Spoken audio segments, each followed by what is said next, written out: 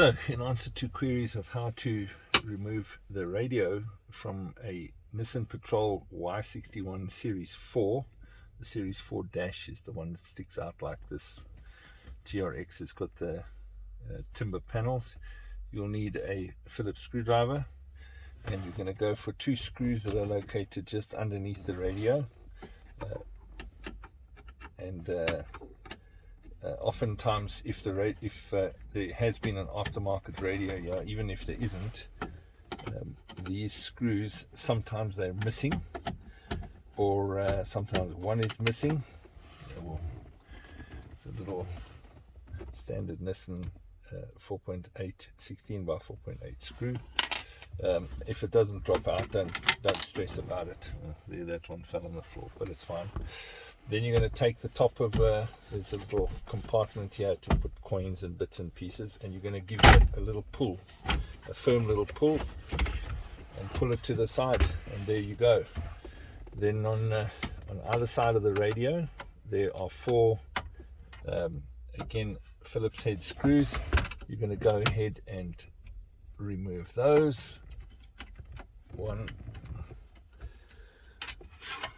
a bit clumsy with the camera there, but trying to not block the view. Two, then three. You can remove the center console if you want to, and remove the plugs and everything. It depends what you're doing. If I'm doing a radio installation, then I'll remove the whole thing. I don't want it to get scratched, but for the purposes of this, I'm just going to quickly pull the radio just so you can see. Then there's those four screws out, and then all you do is pull the radio out. That's it. Got plugs at the back. You're going to pull those.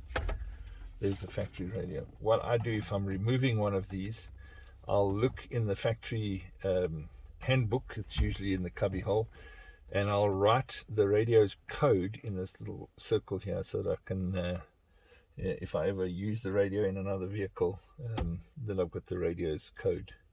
The reverse, put it back, is exactly the reverse of the same. Just get the plugs out the way. It goes in. You'll see there's a little pin that locates the radio when you're installing. Pretty simple. I just whack one screw in just to prevent the radio from rocking backwards forwards. I don't tighten it full tight yet. I just get it in just to hold the radio. And you see, I mean, it's taken I don't know how long the video is, but it's a matter of a minute or so to get it in and out. Last screw at the bottom right hand side here. Again, you can take these plugs out and remove this whole center fascia bit. It also comes out pretty easy. There's a little tab that you press down on all of them. It's only the aircon at the bottom where you have to remove that one screw. These have got a tab there, a tab there. This one, the tab is at the bottom. This stays in place, and you remove that screw, and then you can pull the panel out.